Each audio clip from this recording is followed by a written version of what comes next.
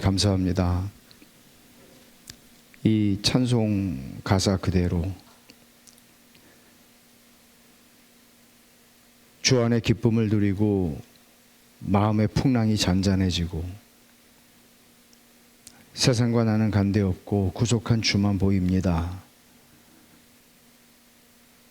이것이 저희의 고백이고 간증이고 저희의 이야기가 되게 해 주시고, 주님, 지금 중고등부 회심 수련회로 가 있는 우리 아이들의 일생의 간증과 고백이 되게 해 주옵소서. 아버지 하나님, 이 모든 것들이 우리의 중보자가 되신 예수 그리스도로 말미암아 저에게 주어지는 유익과 혜택인 줄을 압니다. 오늘 저희들이 그리스도, 우리의 중보가 되신 그리스도를 통해 얻는 유익과 혜택을 저희가 주의 말씀을 통해 배우려고 합니다. 성령께서 이 모든 말씀을 깨달을 수 있도록 저희의 눈과 귀를 열어 주시옵소서. 예수님의 이름으로 기도하옵나이다. 아멘. 오늘 그리스도의 중보의 혜택 17번째 강의입니다. 참고로 이것은 52강인데 제가 서론으로 한 강의를 했기 때문에 53강을 하면 끝내게 됩니다. 한 3분의 1 했나요? 오늘 57, 58, 59문인데요. 57문을 읽어보겠습니다. 제가 문을 읽고 답은 같이 봅니다. 그리스도께서는 자신의 중보로 무슨 혜택들을 획득하셨습니까? 그리스도께서는 자신의 중보로 구속과 은혜 언약의 다른 모든 혜택을 획득하셨습니다. 단순하죠, 답이? 그리스도가 우리의 중보가 되셔서 구속을 이루셨고요. 그리고 그 외에도 은혜 언약의 모든 다른 혜택들을 획득하셨다. 일반적으로 우리가 이게 은혜 언약이 뭐지? 라고 하면 사실은 그리스도를 통해서 우리가 얻는 것들이 무엇인지를 정확하게 잘 모르게 되는 것이죠. 그래서 우리가 이런 교리 공부를 한다는 것이 중요하다는 것은 소요리 문답도 그렇고 대요리 문답도 마찬가지지만 우리가 얻은 게 뭔지를 알아야 그걸 누리고 살잖아요. 근데 단순히 예수 믿고 구원받았다, 예수 믿고 이제는 천국 간다, 이 수준으로 머물러 가지고는 우리는 하나님께서 이 땅에서 우리가 누리게 하시는 구원의 유익과 은혜를 누릴 수가 없습니다. 그래서 그것을 오늘 얘기하고 있는데, 그리스도의 중보, 근데 여기 그리스도께서는 자신의 중보로 구속을 이루셨다 했죠. 그래서 구속에 대한 걸 먼저 살펴보면, 먼저 중보라는 단어는 무슨 뜻입니까? 중보라는 단어는 상호, 그러니까 두 관계가 있는데 두 관계가 적대적이에요. 적대적인 관계를 화해케 하는 것이 중보의 역할입니다. 말하자면 성경에서는 로마서 5장에서도 그렇게 말하죠. 하나님과 원수되었을 때에, 우리가 하나님과 원수되었을 때라고 얘기하는데, 우리는 일반적으로 원수되었다, 그러니까 하나님이 온 세상의 통치자이시고 심판자가 되시는데 그분과 내가 원수가 된 상태에 있다는 것을 이해하지 못합니다. 그리고 이게 지금 5장이죠. 로마서 5장이죠. 로마서 1장에서 뭐라고 얘기합니까? 1장 18절에서는 우리는 하나님의 진노 아래에 있다고 얘기하죠. 언제라도 하나님이 진노하시면 우리는 그 터지는 진노 속에서 영원히 죽을 수밖에 없는 존재라는 말이죠. 하나님의 진노의 개념. 그러니까 말하자면 우리가 처음에 아담의 타락이 우리에게 가져온 것이 뭔가 하면 죄와 비참이라고 그랬죠. 꼭 죽어야만 우리는 비참을 경험하는 게 아니고 비참을 늘 경험하고 살아갑니다. 인생을 살면서요. 죽음을 경험하고 살아가는 것이죠. 이번 주일날 설교가 제목이 죽음이거든요. 마지막 길따름이 시리즈 마지막입니다. 근데 중보는 우리에게 제일 큰 문제죠. 우리는 하나님의 진노 아래에 있는 이 관계를 깨뜨렸고, 하나님과 원수된 관계에 있었던 우리들을, 이 관계를 깨뜨렸습니다. 그리고 어떤 관계를 만들었다는 거죠? 누구든지 예수 그리스도를 영접하는 자, 그 이름을 믿는 자들에게는 하나님의 자녀가 되는 권세를 주셨단 말이에요. 그러면 원수가 이제는 자녀가 되는 거죠. 하나님의 자녀가 되는 거죠. 그러면 여러분, 이거보다 더 하나님이 당신의 사랑을 우리에게 표현하시는 방식은 있을 수 없습니다. 인간관계 속에서는요. 하나님은 하나님은 우리를 아내로 삼으셨다고, 물론 그리스도의 신부라는 표현이 있어요. 그러나 예수 그리스도를 믿는 자들에게는 하나님의 자녀가 되는 권세를 주셨으니, 양자됨이라고 하는 것은 이 입양의 개념이에요. 입양이라는 게 우리 한국 사회는 입양 사회는 아닙니다. 기본적으로 한국 사회는 입양 사회는 아니지만, 그러나 입양이라고 하는 것이 로마 1세기에 이 성경이 쓰여지던 시대의 입양이라는 하는 개념은 그야말로 내가 낳은 자식과 어떤 차이도 존재하지 않는 완전한 법적 권리뿐만 아니라 모든 것을 동등하게 받았다고 하는 것을 의미하는 것이었습니다. 이런 의미에서 성경이 하나님의 자녀가 되는 권세를 주셨다, 너희들은 하나님의 아들이다, 하나님의 딸이다 하는 것은 어마어마한 이야기죠. 원수가 자녀가 된 것입니다. 이게 중보라는 의미죠. 그리스도께서는 구속을 통해서 중보를 이루셨다. 그러니까 자신의 중보로 구속을 이루셨다. 그렇게 얘기를 합니다. 구속이라고 하는 말, 성경에서 구원을 설명하는 단어가 되게 많아요. 근데 그 중에 하나가 이제 구속이라는 단어예요. 구속이라는 단어를 여기 영어로 제가 써놨는데 redemption이라고 하는 단어인데, 이게 잘 몰랐어요. 신학적으로는 알았는데, 그 미국에서 살면서 쿠폰 같은 게 많이 오잖아요. 뭐 어디 가서 살 때 잘라가지고 가서 쿠폰으로 디스카운트 해주는 쿠폰 있잖아요. 근데 쿠폰을 좀 리딤한다고 그러는 거예요. 그 왜 리뎀프션의 동사냐? 리딤을 한다는 거야. 그러면 리딤은, 제가 아는 리딤은 성경에서 읽은 신학 용어밖에 없거든요.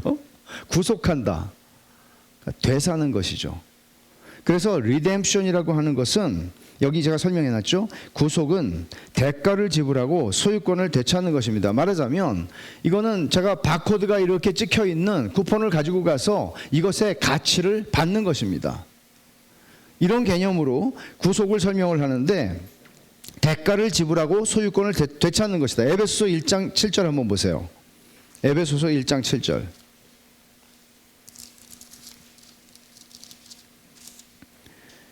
우리는 그리스도 안에서 그의 은혜의 풍성함을 따라 그의 피로 말미암아 속량이라고 말했죠. 여기 속량이라는 이 단어가 구속이라는 단어하고, 그러니까 이게 이제 번역이기 때문에 우리는 성경에서 나오는 헬라어로 쓰여진 것들을 때로는 속량이라고도 번역을 했고, 때로는 구속이라고도 번역을 했어요. 근데 같은 말입니다.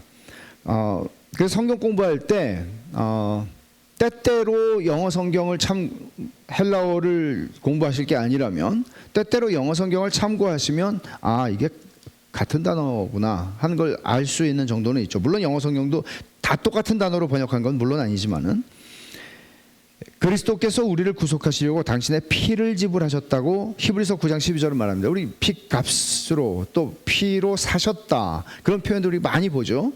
근데 이런 표현들은 어떤 의미인가 하면, 마가복음 10장 45절에 보면 나는 많은 사람의 대속물로 나를 주려고 왔다, 주님 그러시죠. 대속물이라는 단어를 많이 쓰죠.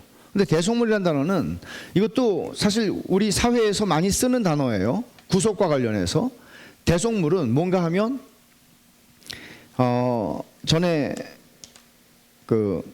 이제 어떤 사람을 이제 납치하는 일들이 일어나잖아요. 선교사들이 사실은 납치를 많이 당하는 경우가 많아요. 선교사들이 한 20년도 더 됐네요. 필리핀에서 우리 한국 선교사의 남자아이가 납치당한 적이 있어요. 납치당했는데 당연하죠. 이 사람들이 이제 몸값을 달라고 이제 연락이 옵니다. 근데 이제 선교사들은 이건 뭐 사실 이거하고 상관이 없는 거지만 모든 선교부는 정책이 있어요. 이런 일이 일어나기 때문에 절대로 몸값을 지불하지 않는다. 원칙이에요. 거의 모든 선교부가 그래요. 그때도 이제 그 선교사님하고 그 선교사 아버지가 이제 한국에서 목회하는 목사님이셨는데, 굉장히 이제 그런 문제들이 터질 때 되게 어려워요. 그 몸값이라고 하는 게 대속물이에요. 우리가 소위 몸값이라고 얘기하는 거, 그 랜섬이라고 그러죠, 영어로. 그래서 몸값을 주지 않는다. 근데 예수님께서는 당신 자신이 우리의 몸값이 되셨습니다. 대속물이 되셨습니다. 속전이라고도 말할 수 있습니다. 그것이 이제 내가 많은 사람의 대속물로 나를 주려고 왔다라고 말씀하시는 것이죠. 그러면 우리는 여기서 또 이상한 신학이 나왔어요. 이 몸값을 그러면 예수님이 당신의 피 흘려 죽으심으로써 몸값을 지불하셨는데, 이 몸값을 그러면 누구에게 지불하셨는가? 누구에게? 어떤 사람들이 이렇게 생각하는 거죠. 사탄에게 지불했지. 이걸 사탄 배상설이라고 얘기하거든요. 사탄 배상설은 이단입니다. 그럴듯하잖아요. 그러니까 마치 하나님께서 사탄이 하나님의 백성들을 납치를 했어요. 그리고 하나님이 이 사탄이 요구한 게 당신의 독생자의 몸값으로만 이들을 돌려받을 수 있습니다. 몸값을 지불하십시오 라고 했어요. 그래서 하나님께서 당신의 독생자를 보내셔서 몸값으로 지불하시고 백성을 사셨다. 그렇지 않아요. 말하자면 하나님과 사탄이 이렇게 있어서 대등한 관계에서 하나님이 이들을 찾아오실 길이 없고 몸값을 지불하셔야 되기 때문에 하나님의 택한 백성들의 몸값을 아들을 통해서 지불하시고 찾아오신 게 아니에요. 굳이 우리가 이 대속물이라는 개념 때문에 이제 누구에게 지불했느냐 하는 게 나오는데, 이 개념을 얘기할 때는 하나님에게 지불했다고 얘기하는 게 맞아요. 왜 그런가 하면 여기 써놨죠. 제가 그리스도께서는 하나님의 공의의 법칙으로서 율법에 따라 하나님께 값을 지불하심으로써 사탄의 일을 멸하셨습니다. 그러니까 말하자면 하나님의 법칙이 있었던 거죠. 그게 율법이에요. 율법은 뭐죠? 피 흘림이 없은즉 사함이 없느니라. 여러분 나니아 연대기에 1편이죠. 아마도 1편에 보면 그런 얘기가 나오죠. 탁자가 나오죠. 그리고 아슬란이 거기서 죽죠. 근데 그 탁자에는 율법이 쓰여져 있습니다. 그러니까 사실 나니아 연대기에서 루이스가 표현하고 싶었던 것들은 그런 부분들인데, 하나님의 원칙 아래서 율법의 형벌을 받아야만 하는 그 일에서 그 율법의 주인이신 하나님께 그 대가를 공정하게 지불하신 것입니다. 몸값으로. 그렇게 우리는 설명을 할 수 있습니다. 사탄에게 당신이 예수님이 몸값으로 지불되었다. 그런 이야기를 여러분이 들으시면 이것은 많이 틀린 말입니다. 대단히 많이 틀린 말입니다. 은혜원 2번입니다. 은혜 언약에 속한 다른 모든 혜택들이라고 또 얘기를 했죠. 구속을 주셨을 뿐만 아니라 우리의 몸값을 주셔서 우리를 건져내셨어요. 되사셨어요. 되사셨을 뿐만 아니라 은혜 언약에 속한 다른 모든 혜택을 주셨다고 얘기합니다. 그 어떤 것들이죠? 이제 우리가 70문에서 73문에서는 칭의를 배우게 될 것이고, 74문은 양자됨, 입양이라고 그랬죠. 그 다음에 75부터 78은 성화에 대해서, 이거 다 뭔가 하면 구원을 설명하는 단어들입니다. 그 다음에 83문에서는 그리스도와의 교제의 유익을 얻는다고 이제 얘기를 할 건데, 우리가 이 땅을 살아가면서 그리스도와 누리는 교제가 있고, 84, 85문은 죽음에서 그리스도와 교제하는 유익이 있고, 죽음 이후에 그리스도와 교제하는 유익을 86문, 부활에서 그리스도와의 교제를 누리는 것이 87문, 부활 이후에 영원토록 88문에 그리스도 안에서 얻게 되는 유익들, 은혜 언약 아래서 우리에게 보장된, 그리스도로 인하여 보증된 그 언약의 혜택들을 쭉 이제 설명을 해갈 겁니다. 이거를 우리가 나중에 살펴볼 거예요. 근데 로마서 8장 32절에 바울 사도는 이렇게 말하죠. 자기 아들을 아끼지 아니하시고 우리 모든 사람을 위하여 내주신 이가 어찌 그 아들과 함께 모든 것을 우리에게 주시지 아니하겠느냐. 그러면 자기 아들을 아끼지 않고 내주셨어요. 그러면 그 모든 것을 우리에게 아끼시겠느냐? 아끼지 않으시죠. 그러면 그 모든 게 뭐죠? 기본적으로 그 모든 것들이 여기에 다 포함되어 있는 것들입니다. 그래서 우리가 성경이 얘기하는 구원이라고 하는 그리스도 중보의 혜택이죠. 이 혜택, 이게 구원에 속한 혜택들이죠. 그러면 구원이라고 하는 것이 얼마나 포괄적인 것인지를 성경이 설명하는 방식대로는 이해를 하는 만큼 우리는 알고 누릴 수 있는 것입니다. 58문이에요. 우리는 그리스도께서 획득하신 혜택들에 어떻게 참여할 수 있습니까? 아무리 많은 혜택들이 있어도 어떻게 참여하는지 모르면 누릴 수가 없잖아요. 답을 한번 읽어보겠습니다. 같이. 우리는 그리스도께서 획득하신 혜택들을 우리에게 적용하시는 성령 하나님의 특별하신 일을 통해 그 혜택들에 참여하게 됩니다. 성령을 통해서라는 거죠. 되게 중요한 얘기입니다. 그리스도의 중보사역이 어떻게 우리에게 적용되느냐? 은혜 언약의 모든 혜택이라고 얘기했어요. 그 모든 혜택이라고 하는 것은 요한복음 1장 12절에 하나님의 자녀가 되는 권세를 주셨다. 왜 여러분 생각해 보세요. 하나님의 자녀가 된다고 얘기했는데 자녀가 된다고 하면 되는데 왜 이걸 권세라고 표현해요? 하나님의 자녀가 되는 권세를 주셨다. 왕의 자녀가 되는 건 권세잖아요. 왕의 자녀가 되는 건 권세잖아요. 여기에 포함되어 있는 것들이 어마어마하다는 거죠. 지금 아까 얘기한 모든 칭의, 양자됨, 성화, 그리스도와의 교제, 이생에서부터 부활 이후까지 이 모든 것들. 근데 이 모든 것들을 어떻게 누릴 수 있어요? 성령을 통해서죠. 왜? 자연인은 하나님을 알 수도 없고 하나님을 찾지도 않습니다. 모든 사람이 죄를 범하였음에 하나님의 영광에 이르지 못하고 하나님을 안다고 하는 유대인들도 하나님을 영화롭게 하지 않습니다.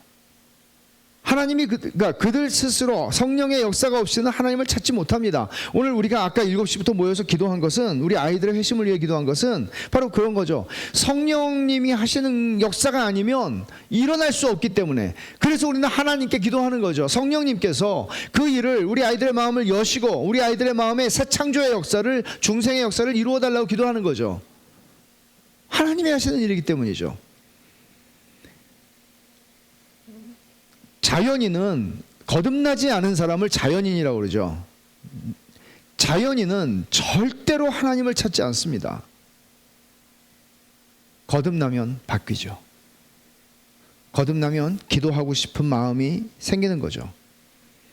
성령님의 특별 사역이라는 게 어떤 것을 의미하는가 하면 자, 육적 사람을 영적 사람으로 변화시킨다. 이게 뭐예요? 중생이에요. 육적인 사람을 영적인 사람으로 변화시킵니다.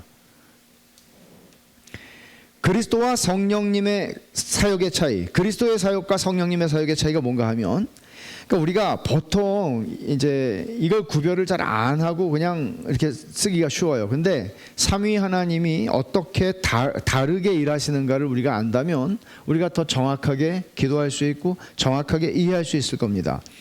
보세요. 그리스도께서는 우리를 위해 구속을 성취하셨습니다. 성령님이 십자가에서 죽으신 게 아닙니다. 그리스도께서 육신을 입으셨고요. 그리스도께서 이 땅에서 율법 아래 나셔서 율법을 순종하셨고요. 율법의 의의를 얻으신 겁니다. 그리고 그리스도께서 율법이 정한 형벌을, 죄인들에게 정한 형벌을 그리스도께서 다 받으셨고 십자가에서 죽으셨습니다. 그것을 얘기하는 것이죠. 그리스도께서는 우리의 구속을 성취하십니다. 그럼 성령님께서는 우리가 실제로 그 구속의 혜택을 누리도록 적용하십니다.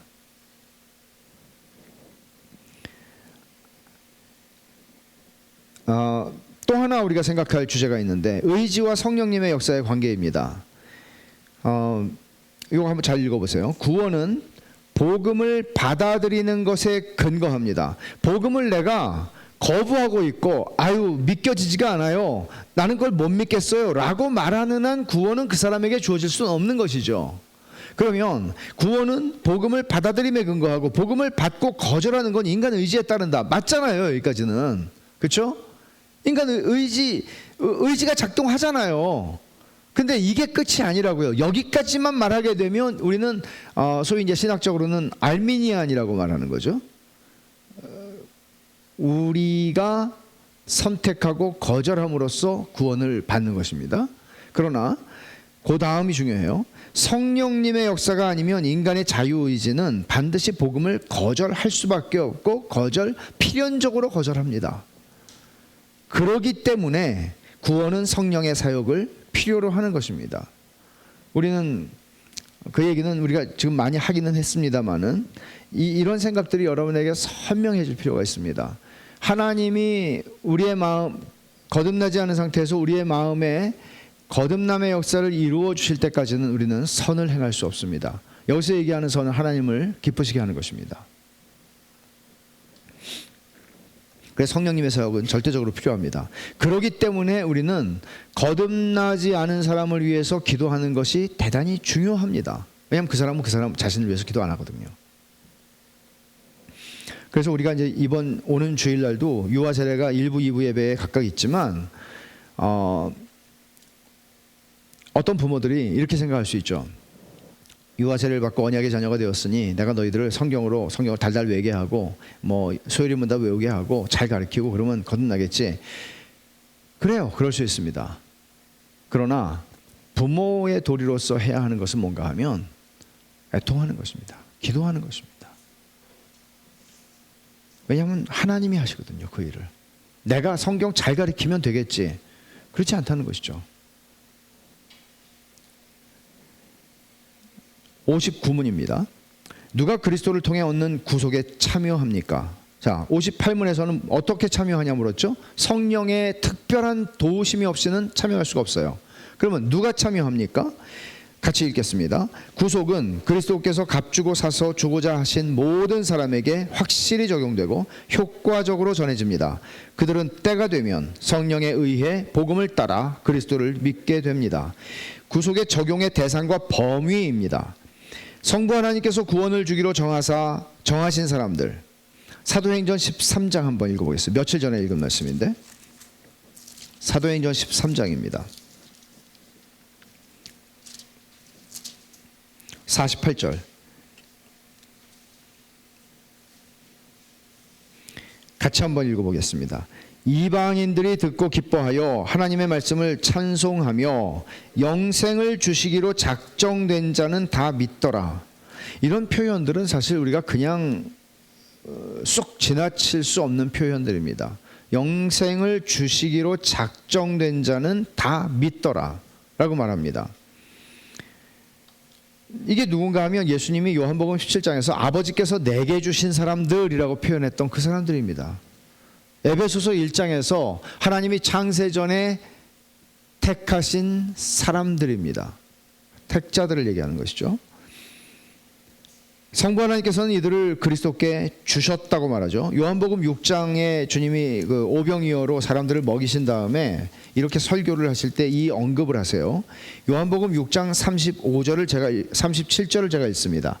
아버지께서 내게 주시는 자는 다 내게로 올 것이요 내게 오는 자는 내가 결코 내쫓지 아니하리라. 아버지께서 내게 주시는 자는 다 내게 올 수밖에 없다. 온다 라고 말씀하시죠. 그리고 39절을 보십시오. 나를 보내신 이의 뜻은, 아버지의 뜻은 내게 주신 자, 아버지가 내게 주신 자 중에 내가 하나도 잃어버리지 아니하고 마지막 날에 다시 살리는 이것이니라. 하나도 잃어버리지 않으신다. 택한 백성들이 버림을 받는 일이거나 버림을 받거나 그리스도께 오지 않거나 믿지 않는 일은 일어나지 않습니다. 그러니까 이 택자들이 이 그리스도를 통해 얻는 구속에 참여한다고 얘기를 합니다. 그러니까 부인할 수 없는 성경의 증언들입니다. 그리고 그리스도께서 위하여 죽으신 사람들이라고 비번에 그렇게 얘기했죠.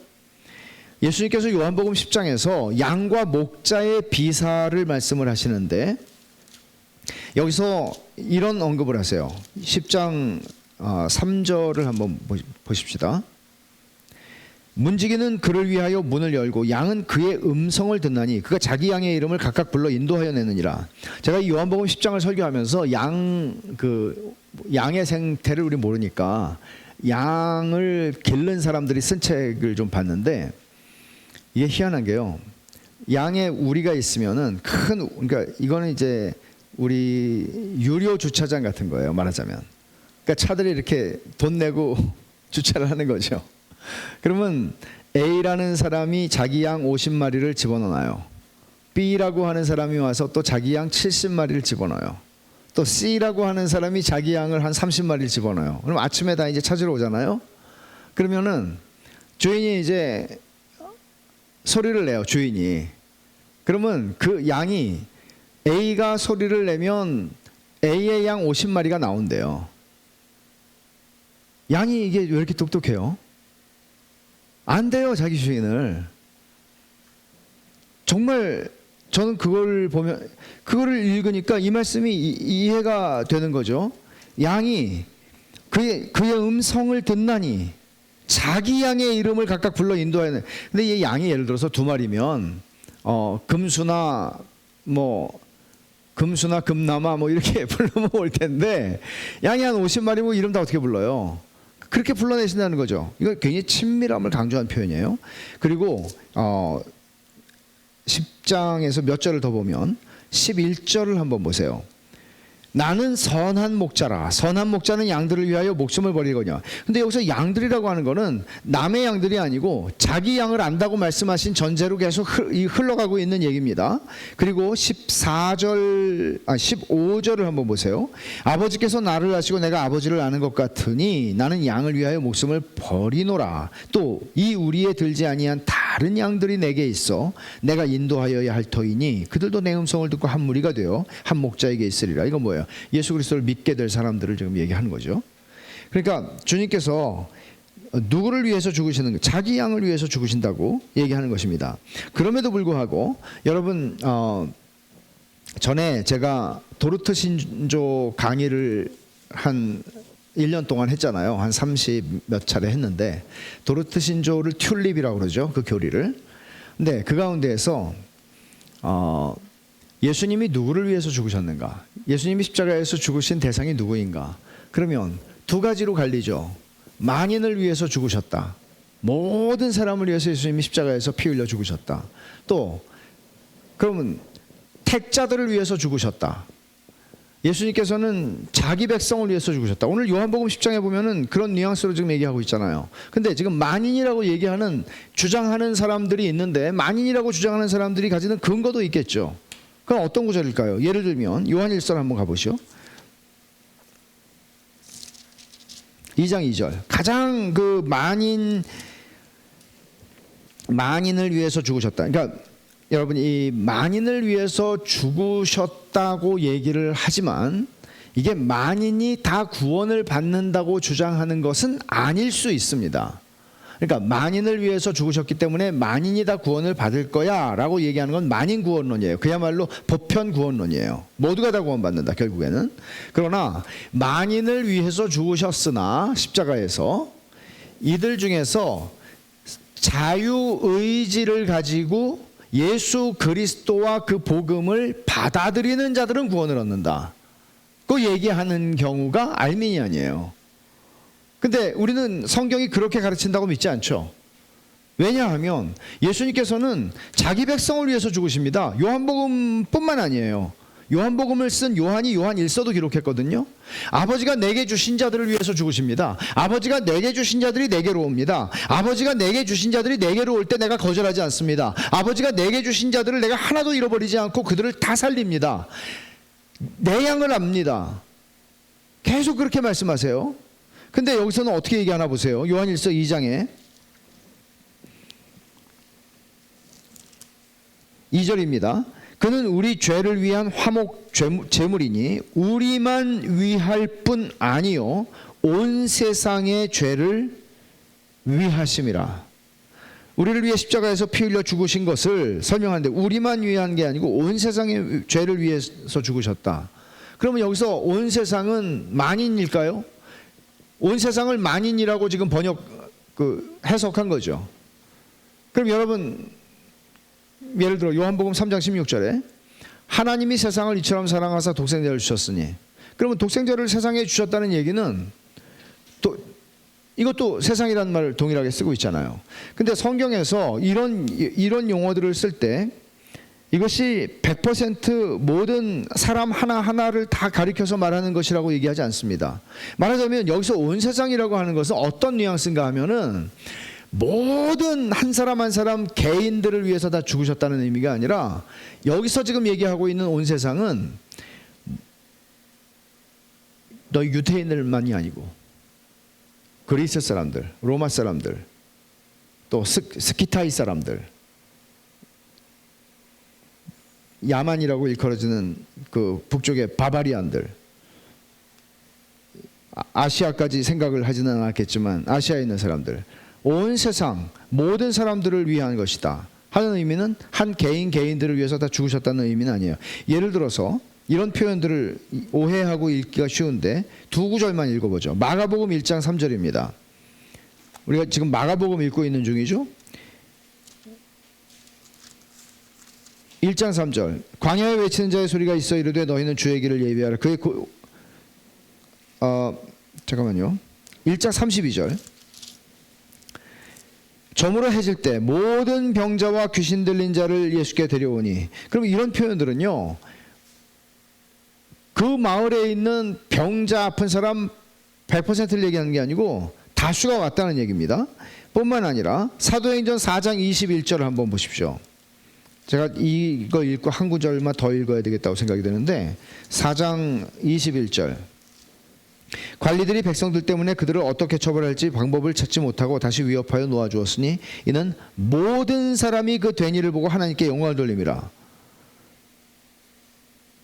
모든 사람입니까? 안전병이 일어난 사건 얘기하는 거죠.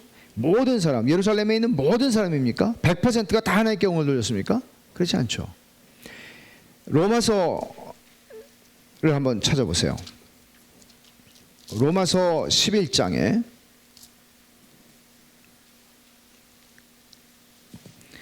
26절입니다. 25절과 6절을 같이 읽겠습니다. 형제들아 너희가 스스로 지혜 있다 하면서 이 신비를 너희가 모르기를 내가 원하지 아니하노니 이 신비는 이방인의 충만한 수가 들어오기까지 이스라엘의 덫은 우둔하게 된 것이라. 그리하여 온 이스라엘이 구원을 받으리라. 그럼 여기서 온 이스라엘이라고 얘기하는, 여기서 이제 문제는 이걸 해석할 때 이 로마서 11장 26절은 온 이스라엘이, 여기서 이스라엘이 누구냐 하는 것부터 이제 좀 해석이 갈리거든요. 이게 이스라엘 백성, 혈통적 이스라엘 백성을 가리키느냐 아니면 교회를 가리키느냐, 영적 이스라엘을 가리키느냐. 근데 여러분 11장에서 쭉 읽어보면 한 번도 영적 이스라엘을 가리키는 용례로 쓰인 적이 없어요. 이스라엘은 전부 혈통적 이스라엘을 가리키는 용례를 쓴 거예요. 그러면 여기서 갑자기 영적 이스라엘이 튀어나올 리는 없죠. 왜 영적 이스라엘이라고 번역을 하는가, 해석을 하는가 하면 온 이스라엘이 구원받는다는 말 때문에 그래요. 이스라엘 백성이 혈통적 이스라엘, 그러니까 지금 유태인이죠. 유태인이 다 구원받는다. 유태인으로 태어난 사람은 다 구원받는다. 그렇게 이해할 수는 없잖아요. 그러니까 영적인 이스라엘로 이걸 해석하는 사람들이 있는데 여기서 육신적인 이스라엘로 이해하는 게 합당하고 맞아요. 바울이 바로 앞에서 이스라엘을 전부 혈통적 이스라엘 얘기하다가 갑자기 언급도 없이 교회를 가리키는 영적 이스라엘로 의미를 바꾼다? 말도 안 되는 얘기죠. 그럼 여기서 육적인 이스라엘인데 온 이스라엘을 구원을 받으리라 하는 거는 유대인으로 태어난 사람은 다 구원받는다는 얘기가 아니라 많은 유대인들이 구원을 받을 거라는 얘기죠. 언제? 이거는 이방인의 충만한 수가 온 후에. 이방인의 충만한 수가 들어오는 건 뭐예요? 선교가 주님이 말씀하신 대로 그제야 끝이 오리라 말씀하신 것이 마태복음 24장 14절 한번 찾아보세요.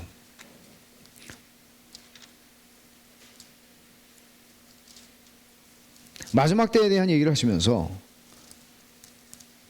24장 14절 이 천국 복음이 모든 민족에게 증언되기 위하여 온 세상에 전파되리니 그제야 끝이 오리라. 그러면 예수님께서는 복음이 전파되는 것과 끝이 관계가 있다라는 것을 언급하셨죠. 온 세상에 전파되리니, 천국 복음이 모든 민족에게 증거되기 위해 온 세상에 전파되리니 그제야 끝이 오리라. 그러면 복음이 온 세상의 모든 민족들 가운데 증거되는 것과 주님의 마지막 때에 대한 시계는 관계가 있어요. 계시록에서도 우리가 그거 살펴본 바 있지만 여기서도 마찬가지예요. 이방인의 충만한 수가 들어오기까지 이스라엘의 덫은 우둔하게 된 것이라. 지금 유태인들은 믿는 사람들이 메시아닉 주라고 하는 사람들이 있긴 하죠. 근데 되게 소수거든요. 대부분은 지금 예수님 당시의 유대인하고 조금도 다르지 않습니다. 그러니까 이슬람은 예수님을 존경이나 하죠. 유대교에서는 예수님은 여전히 신성모독자입니다. 그래서 이방인의 충만한 수가 들어올 때에 이런 우리는 대강의 이 말씀을 통해서 알게 되는 것은 선교가 어느 정도 이루어졌을 때 하나님께서 이스라엘에 어떤 큰 은혜의 역사를 부어주실 것이라는 기대를 합니다.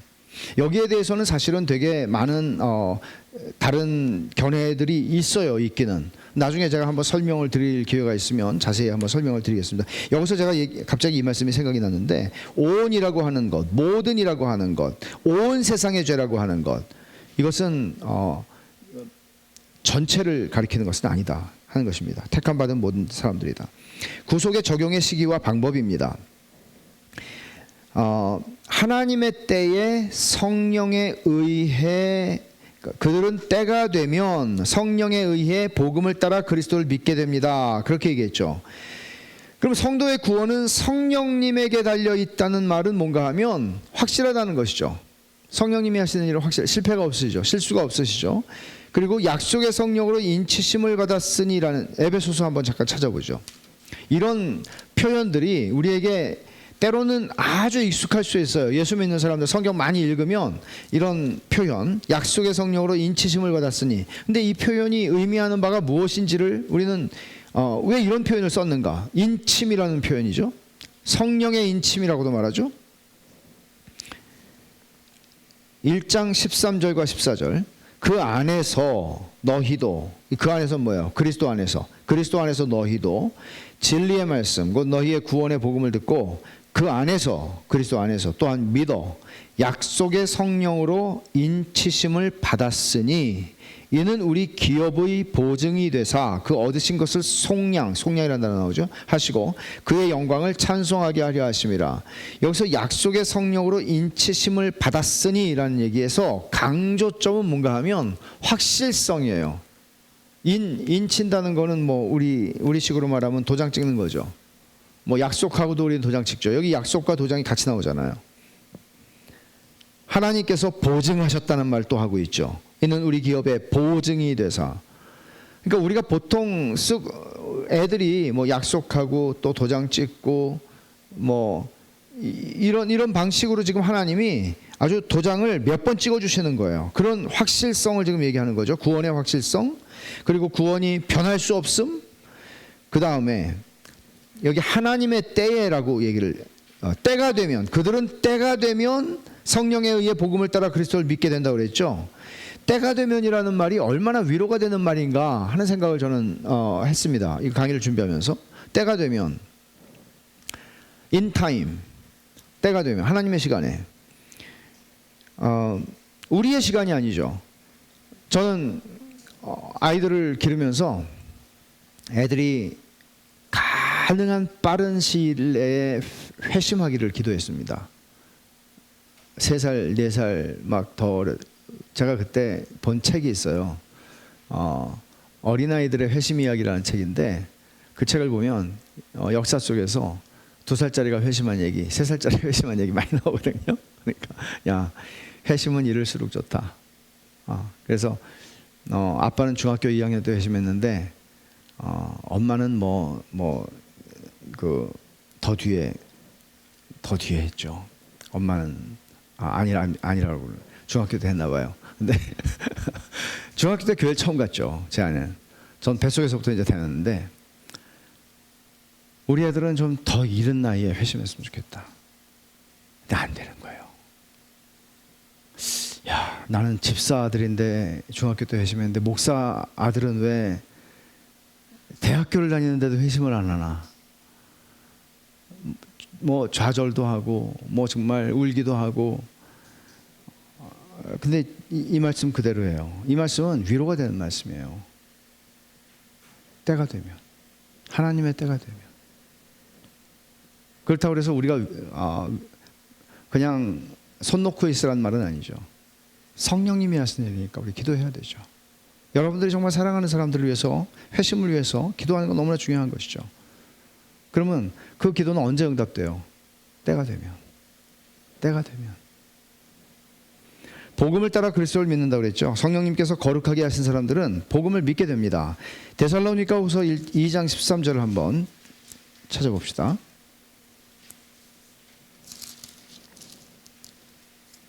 주께서 사랑하시는 형제들아, 우리가 항상 너희에 관하여 마땅히 하나님께 감사할 것은 하나님이 처음부터 너희를 택하사 성령의 거룩하게 하심과 진리를 믿음으로 구원을 받게 하심이니. 하나님의 택하신 백성들은 때가 되면 진리를 믿음으로, 성령님의 역사가 또 나오죠 여기. 성령의 거룩하게 하심과 진리를 믿음으로 구원을 받게 하십니다. 하나님은 미리 택하신 자들에게 성령을 보내시고 성령님의 역사로 복음을 통해 그리스도를 믿게 하십니다. 그 결과 은혜 언약의 모든 혜택을 누리게 하시고 그 은혜 언약의 모든 혜택들을 우리는 이제 차근차근 공부해 나갈 것입니다. 그럼 오늘 말씀을 정리하죠. 자, 우리의 구원은 첫째, 우리의 구원은 삼위 하나님이 행하신 일이다 하는 것을 기억하십시오. 성부 하나님이 영원한 작정하심을 하셨고, 영원히 작정하셨고, 성자 하나님이 구속을 성취하셨고, 성령 하나님이 그 구속이 우리 개인들에게 적용되도록 일하십니다. 그러니까 이런 말씀을 생각해 본다면 구원은 하나님께 속한 것인데, 우리는 종종 이런, 제가 아는 분 중에 이런 분이 있었어요. 계속 수첩에다가 써요. 465명. 내가 믿게 한 사람 467명. 그래서 숫자가 올라갈수록 사람이 나빠질 가능성이 있다. 제가 경고를 했죠. 그 숫자가 올라갈수록 당신이 나빠질 수 있다. 그러니까 여러분, 이거는 되게 위험한 것이죠. 왜냐하면 내가 몇 명을 영접시켰습니다, 내가 몇 명을 결신시켰습니다라는 표현은 위험합니다. 하나님이 하시는 것입니다. 그리고 영접기도의 위험성도 마찬가지입니다. 전 대학교 1학년 때 전도를 많이 했는데 인생에서 제일 많이 했어요. 율법주의자였거든요. 전도 한 명 하고 밥 먹고. 근데 영접기도를 그래서 시켜야 됐어요. 영접기도를 성공을 해야 됐어요. 그래야 자기만족이 되는 거예요. 그러나 영접기도를 따라 했다고 해서 구원받는 것은 아니죠. 그것은 내가 그 사람에게 구원을 주는 것과 같아요. 구원은 하나님께 달려있는 거죠. 그래서 이런 영접기도의 문제도 있고, 또 하나는 강단 초청, 이 올터 콜이라고 하는 강단 초청. 이게 이제 18세기에 미국에서 부흥회들이 그 켄터키 중심으로 막 열릴 때 마차 타고 와서 일주일 동안 막 은혜 받고 텐트 큰 거 치고 그러던 시대에 어떻게 했냐면 가운데 톱밥을 막 진흙바닥도 있고 그렇거든요. 그럼 가운데 이제 톱밥을 쫙 통로에다 깔아놔요. 그리고 이제 끝나면 목사님이 이제 예수 그리스도를 나의 구주와 주님으로 영접하는 사람들은 일어나십시오. 일어난 사람들 또 앞으로 부르죠. 앞으로 불러서 여기 다 꿇어앉아서 기도하게 하죠. 이런 것을 이제 소위 강단 초청이라고 그러는데, 한국 교회도 제가 중학교 고등학교 때까지만 해도 상당히 많이 있었어요, 이런 일들이. 근데 이제 이런 것들도 사실은 조금은 위험합니다. 왜냐하면 내가 그때 결신했어 라는 것이 내 구원의 증거가 되기 때문입니다. 내가 그때 몇 월 며칠 날 어느 집회에서 내가 믿기로 결심했다는 얘기죠. 결신했어 라는 이런 것들이 문제가 되죠. 왜냐하면 빌리그레함 집회에서도 실제로 이제 빌리그레함 집회가 가장 대표적으로 이 강단 초청을 하는 집회입니다. 근데 사람들이 많기 때문에 앞으로 나오게 못하고 그 자리에서 일어나게 하죠. 근데 이제 일어나게 하면서도 비판을 굉장히 많이 받았던 것은 뭔가 하면 조작의 문제였습니다. 사람들이 용기가 없어서 잘 안 일어나거든요. 그래서 그 스태프들을 중간중간에 세워놓고 그들이 그때 일어나게 하면 사람들은 심리적으로 조작이 되죠. 매니퓰레이트 하는 것이에요. 그래서 일어나게 되는. 그래서 빌리그레함 집회가 비판을 받는 것 중에 하나가 바로 그 문제였거든요. 근데 이제 이런 것들은, 근데 사실 그때 일어난 사람들, 영접 기도를 한 사람, 그러니까 어디선가 전도를 받고 영접 기도를 한 사람, 어느 집회에선가 일어나서 앞으로 나와서 기도했던 사람, 그들이 다 구원을 받은 것은 아닙니다. 그렇다고 해서 그렇게 한 것들은 그렇게 해서 구원의 역사가 안 일어난다고 말하는 건 아니에요. 그런 수단을 통해서도 하나님은 구원하실 사람들을 구원하세요. 그러나 그 방법이 합당하진 않습니다. 9번을 보시면 순종하고 구원을 열망하고 구원을 간구하라. 마가복음 3장 5절에 보면 손 마른 사람의 치유 사건이 나옵니다. 회당에 갔는데 한 사람이 이제 손이 마른 사람이 손을 움직일 수가 없는 거죠. 근데 예수님께서 이 사람을 보시고 뭐라고 말씀하시나 하면 이제 유대인들과의 논쟁이 있었어요. 안식일 날 사람을 고쳐주는 것이 가한가 하는 논쟁을 마무리하시면서 이 사람을 향하여 주님이 내 손을 내밀라 하고 말씀하십니다. 그러면 이 사람의 입장에서는 이렇게 생각할 수 있잖아요. 아니 고쳐주시고 내밀라고 그래야지 내가 지금 손 못 움직이는 거 안 보이셔? 이렇게 표현할 수 있잖아요. 근데 이 사람이 그 기사를 마가복음 보면 내밀라고 그러니까 내밀었다고 그러는 거죠. 그럼 이거 어떻게 설명해야 됩니까? 예수님께서 내밀라고 명령을 하셨을 때에는 그 사람이 그 명령을 믿음으로 받았단 말이에요. 그리고 믿음으로 받을 때 그 손이 치유를 받는단 말이에요. 그리고 그 손을 내민 거예요. 순종한 거예요. 그러면 여러분 이런 말 있잖아요. 너희는 복음을 믿으라고 예수님께서 명령하세요. 복음을 믿으라는 건 명령이에요. 회개하라는 것도 명령이에요. 그러면 믿는 것도 회개도 성령께 달려 있는 건데 우리가 할 수 없는데 왜 주님은 할 수 없는 걸 명령하시는가? 그렇게 말하지 않죠. 우리는 오히려 이렇게 말하죠. 주여 내가 믿나이다. 그 변화산에서 내려왔을 때 아들이 간질로 고생하는 아들을 둔 아버지가 벙어리 귀신 들린 아들을 둔 아버지가 예수님에게 말하듯이 할 수 있으면 고쳐주세요. 그러니까 할 수 있거든요. 무슨 말이냐? 그러니까 뭐라고 얘기해요? 내가 믿나이다. 나의 믿음 없음을 도와주세요. 순종하는 거죠. 구원의 문제에 있어서는 순종하는 것이 중요하고 구원을 열망하는 것이 중요하고 구원을 간구하는 것이 중요합니다. 마태복음 7장 7절 8절에서도 그러죠. 구하라 찾으라 두드리라. 어떻게 우리가 할 수 있는 거는 내가 문 열고 들어가라고 말하지 않아요. 주님은 네가 문 열고 들어갈 실력이 있어서 네가 문 열고 들어오면 돼. 문 열려 있잖아. 문이 있어. 밀고 들어와 네가. 그렇게 말하지 않아요. 두드리라고 그래요. 열어주시는 건 주님이거든요. 구원의 문제에 있어서 그래요. 그래서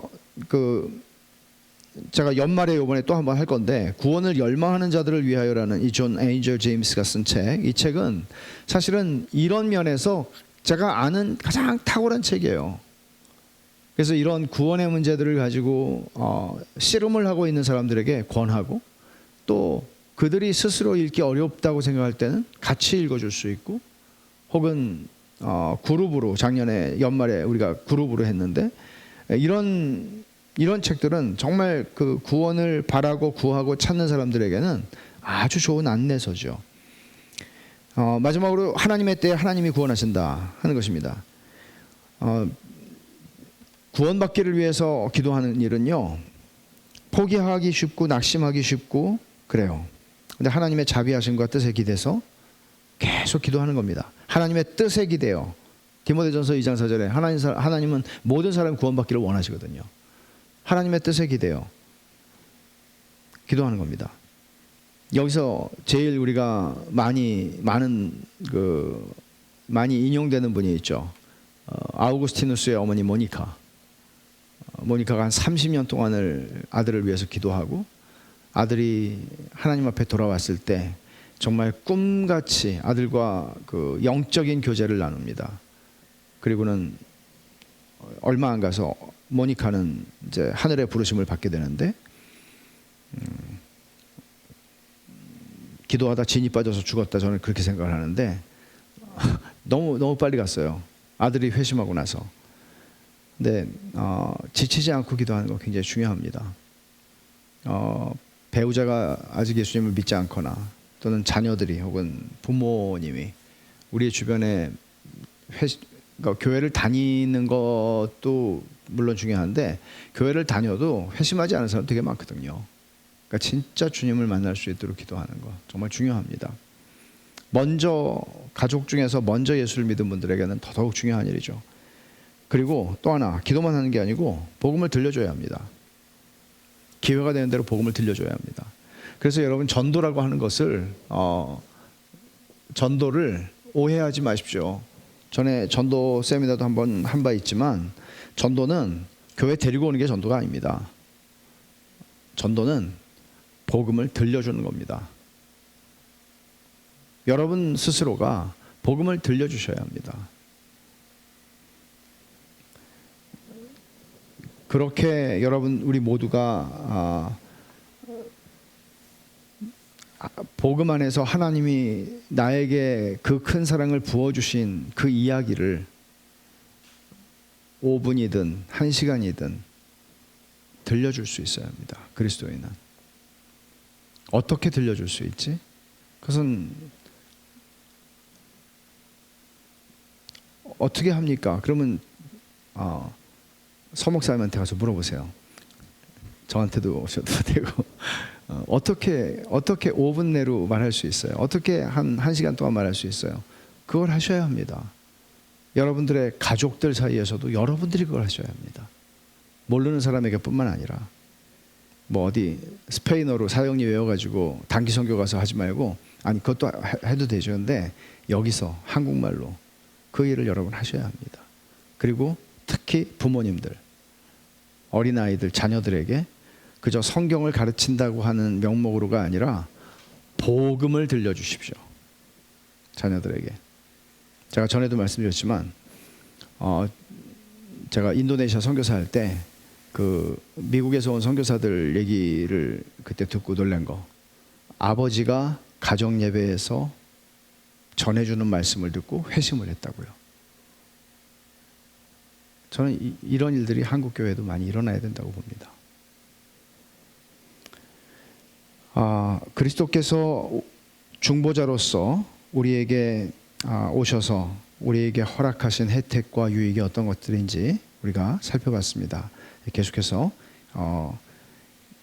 그 유익들이 어떤 내용들이 있는지를 더 구체적으로 우리는 앞으로 살펴볼 것입니다. 잠깐 우리 기도하겠습니다. 하나님 아버지 감사합니다. 저희가 오늘 살아있는 것, 숨쉬는 것, 그리고 저희가 살아생전이 아니라 죽어서도 저희가 잃어버릴 수 없는 유익과 혜택들을 영원토록 보장받은 것은 우리 구주 예수 그리스도께서 저희들의 중보자가 되셨기 때문입니다. 하나님 아버지, 예수님이 저희의 중보자가 되셨다는 사실로 인해서 저희가 누리게 되는 유익이, 이 땅에서와 영원히 누리게 되는 유익이 얼마나 큰 것인지를 저희로 더 알게 하시고, 그리고 그 유익이 너무나 커서 이 세상에서 소망 없는 사람들이 중요하게 여기는 가치들에 한눈을 팔지 않고 하나님께서 저희에게 허락하신 그 가치를 위해 살아가는 저희들, 저희의 자녀들의 세대가 되게 하여 주시옵소서. 예수님의 이름으로 기도하옵나이다. 아멘.